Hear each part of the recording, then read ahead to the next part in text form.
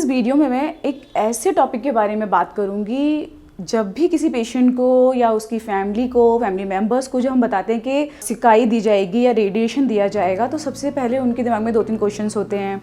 ये क्या होती है, कैसे होती है, क्या टेक्निक्स होते हैं। जहाँ टेक्निक्स की बात आई, हम समझाते ज़रूर है पेशेंट को, बट उनके सर के ऊपर से जाता है।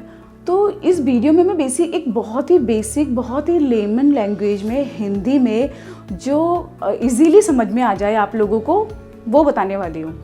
जैसे कि आप बोर्ड देख सकते हो, मैंने ऑलरेडी इस पर एक डायग्राम बनाया हुआ था समझाने के पर्पज़ से। तो वो क्या है, इससे रिलेटेड टेक्निक्स क्या होती हैं, जैसे कि 2D टेक्निक है, 3D टेक्निक है, IMRT, IGRT। बेसिकली जब भी कैंसर के ट्रीटमेंट की बात होती है तो IMRT, IGRT पर ही आके बात रुक जाती है।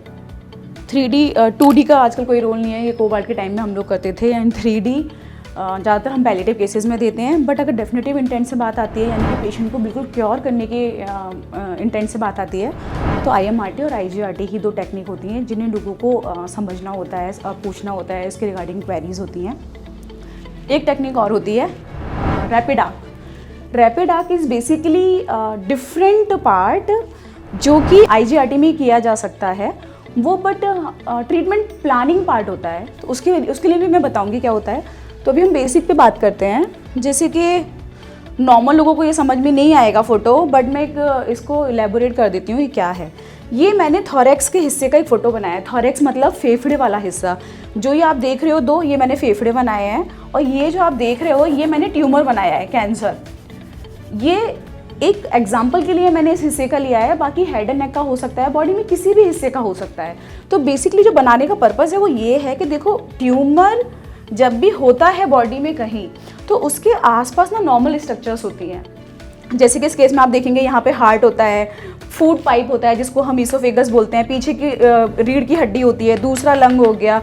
तो ये मैक्सिमम नॉर्मल स्ट्रक्चर्स हैं। इसके अलावा और भी होते हैं, but critical structures generally radiation oncologist के लिए ज़रूरी होते हैं। तो ये एक मैंने बेसिक आउटलाइन आपको बता दिया कि ये क्या है। अब एग्जाम्पल लेते हैं कि मैंने बताया कि 2D से ट्रीट करेंगे। तो 2D क्या है, बेसिकली 2 डायमेंशन। 2 डायमेंशन मतलब इसमें पेशेंट का ट्यूमर 2 ही डायरेक्शन में ट्रीट होगा, आगे से पीछे या साइड टू साइड। तो सपोज मुझे इसको ट्रीट करना है, तो मैं एक फील्ड यहाँ से ले सकती हूँ, एक यहाँ से ले सकती हूँ, और मैं पूरा रेडिएशन मशीन पे यहाँ से ऐसे ट्रीट करूँगी, यहाँ से ऐसे ट्रीट करूँगी। मेरी जो रेडिएशन बीम्स है, या तो वो ऐसे जाएगी या ऐसे भी जा सकती है, ऐसे भी जा सकती है। तो 2 डायमेंशन का मतलब होता है बेसिकली 2 डायरेक्शन से देना। तो उसमें आपने क्या ड्रॉबैक देखा, जो नॉर्मल लंग है, हार्ट है, स्टर्नम है, इनको मैं बचा नहीं पा रही हूँ। रेडिएशन बीम यहाँ से गए, पूरा लंग चला गया, ये चला गया, जिस डायरेक्शन से भी फील्ड जाएगी उसके बीच में आने वाले सारे नॉर्मल स्ट्रक्चर्स को रेडिएशन जाएगा।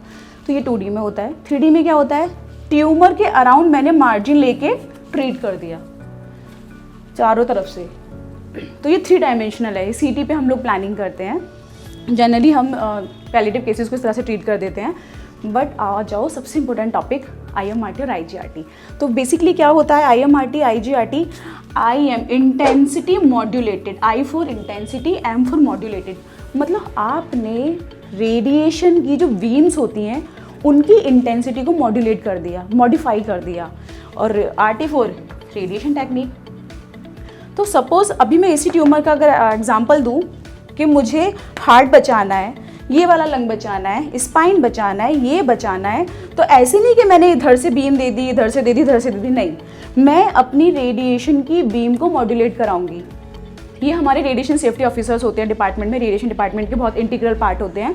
हम उन लोगों को इंस्ट्रक्ट करते हैं, तो वो इस तरह से प्लान करते हैं। IMRT में क्या करेंगे हम, सपोज मैंने देखा यहाँ पे कोई मेरी क्रिटिकल स्ट्रक्चर नहीं है, मैंने यहाँ से ज़्यादा डोज दे दी, यहाँ मेरे हार्ट पड़ रहा है, अगर मैं इधर से डायरेक्शन दे रही हूँ तो यहाँ से मैंने बहुत कम बीम पास करी। यहाँ लंग आएगा, मैक्सिमम पार्ट ऑफ लंग आएगा, तो यहाँ से मैंने कम रेडिएशन दिया। यहाँ ज़्यादा पार्ट लंग नहीं है तो मैंने यहाँ से ज़्यादा दे दिया। मतलब मैंने क्या किया, IMRT में मैंने किया कि डिफरेंट एंगल से जो रेडिएशन दे रहे हैं हम या दिला रहे हैं, उसकी इंटेंसिटी को मॉड्यूलेट कर दिया। तो इससे क्या फ़ायदा हुआ, देखो ये वाला लंग पूरा बच गया, स्पाइन को पूरा बचा लिया, हार्ट को बचा लिया, फूड पाइप को बचा लिया। तो हमने इंटेंसिटी मॉड्यूलेट करा के ट्रीट कराया। ठीक है, अब आते हैं IGRT। IMRT में लोग बहुत कंफ्यूज होते हैं, कुछ कंफ्यूजन नहीं रखना है। IGRT image guided radiotherapy means हर फ्रैक्शन की डिलीवरी से पहले, हर फ्रैक्शन की रेडिएशन जब भी देते हैं ना पेशेंट को, डेली बेसिस पे रेडिएशन दिया जाता है कैंसर के लिए, उसकी डिलीवरी से पहले इमेज लेनी होती है। क्या मतलब हुआ इसका? It is a IMRT, kind of IMRT, but IMRT में जनरली हम डेली इमेजेस नहीं लेते, हम हफ्ते में 2 बार ले लेंगे, 1 बार ले लेंगे, हम अपने अकॉर्डिंग शेड्यूल करा लेते हैं। बट IGRT में क्या होता है, हर रेडिएशन से पहले इमेज ली जाती है मशीन पे, उसको चेक करते हैं कि जो हमने प्लान किया था रेडिएशन और अभी जो हमने इमेज ली इसमें कितना वेरिएशन है, उसको करेक्ट करते हैं। नहीं करेक्ट होता है या करेक्ट करने की लिमिट में नहीं होता है तो प्लान हम इवेल्युएट कराते हैं और दूसरा प्लानिंग भी करा सकते हैं। तो basically IGRT is image guided radiotherapy. Her radiation से पहले, हर सिकाई से पहले इमेज ले लेंगे। तो it is IMRT but we take image daily, तो ये IGRT है। अब आ जाओ रैपिड आर्क। ये भी बहुत ज़रूरी है आज की डेट में, जब जैसे नई नई मशीनें आ गई हैं, रेडिएशन डिलीवरी की टेक्निक्स आ गई हैं, मतलब प्लान कैसे कराना है। तो जो हमारा पर्पस होता है ना बेसिकली रेडिएशन ऑन्कोलॉजिस्ट का, वो ये होता है कि ट्यूमर को, कैंसर को ज़्यादा से ज़्यादा रेडिएशन डोज दो और जो उसके आसपास स्ट्रक्चर्स हैं उनको कम से कम दो। ये बॉडी में हर हिस्से के कैंसर के लिए हैं। यहाँ है तो इधर बचाना है, इधर बचाना है, आँख बचानी है, ये बचाना है। बॉडी में जहाँ पर भी कैंसर हो, कैंसर को ज़्यादा से ज़्यादा डोज, नॉर्मल स्ट्रक्चर्स को कम से कम डोज, यही हमारा पर्पस होता है। तो रैपिड आर्क क्या आया है, रैपिड आर्क में हम क्या करते हैं, जैसे कि मैंने बताया IMRT में हमने यहाँ से बीम दी, यहाँ से बीम दी, यहाँ से दी, तो इसमें क्या हुआ, इस वाले हिस्से को कम गया रेडिएशन, लेकिन इस वाले हिस्से को तो बहुत गया ना। रैपिड आर्क में क्या करते हैं, बहुत ही कम डोज में पूरे चारों तरफ से चक्कर लगा के प्लान किया जाएगा। सपोज एग्जाम्पल के लिए जैसे यहाँ पे ट्यूमर है, मैं चाहती हूँ कि मेरे इस वाले हिस्से को भी कम डोज जाए, इसको भी कम डोज जाए, तो मैं क्या करूँगी, बहुत कम डोज में चारों तरफ से दे दूँगी। मतलब समझ रहे हो, ये जितनी भी नॉर्मल स्ट्रक्चर्स आ रही हैं, जिनको बचा सकते हैं बचाते हैं, जिनको नहीं बचा पा रहे हैं, बहुत ही कम डोज में नॉर्मल स्ट्रक्चर से चारों तरफ से रेडिएशन डोज जाएगी। मतलब रैपिड आर्क आ रही, मतलब रैपिड आर्क चारों तरफ से रैपिडली, बहुत ही माइनर डोज फोकस होगी यहाँ पे। ये 1 आर्क में भी कंप्लीट हो सकता है, 2 में भी हो सकता है, 3 में भी हो सकता है। ये रेडिएशन सेफ्टी ऑफिसर का काम होता है कि कम से कम डोज बाकी स्ट्रक्चर्स को जाए, ज़्यादा से ज़्यादा इसको जाए। तो ये सारी टेक्निक्स हैं।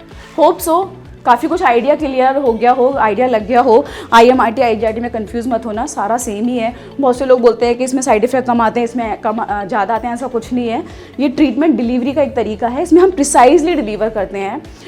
इसमें भी हम प्रिसाइजली डिलीवर करते हैं, लेकिन इसमें डेली इमेजेस ले लेते हैं। दोनों के पैकेजेस में, इनफैक्ट तीनों के, चारों के पैकेजेस में डिफरेंस क्यों होता है, वो इसलिए होता है क्योंकि रेडिएशन प्लानिंग में टाइम लगता है। सपोज अगर कोई ऐसा प्लान है मैंने 10 मिनट में दे दिया, और एक प्लान है मुझे 2 घंटे लग रहे हैं, अपनी रेडिएशन डोज कम से कम देने के लिए मुझे एक प्लान के बजाय 3-3, 4-4 प्लान कराने पड़ रहे हैं, तो 2-2, 3-3 दिन लग जाते हैं इन प्लान्स को कराने के लिए। इसीलिए इनके पैकेजेस में डिफरेंस होता है और हर इंस्टीट्यूशन का अपना अलग प्रोटोकॉल होता है। कहीं पे उसी रैपिड आर्क का 3-4 लाख लिया जाएगा, वही 1-1.5 लाख में भी हो जाता है। तो ये डिफरेंट हॉस्पिटल्स के प्रोटोकॉल्स होते हैं। बट अगर टेक्निक वाइज देखा जाए, एफिकेसी वाइज देखा जाए, side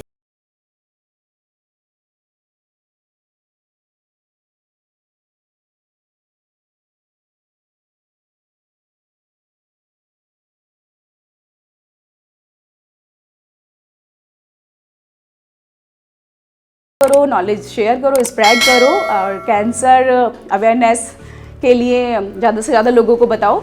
and please like, comment and subscribe my channel. Thank you so much.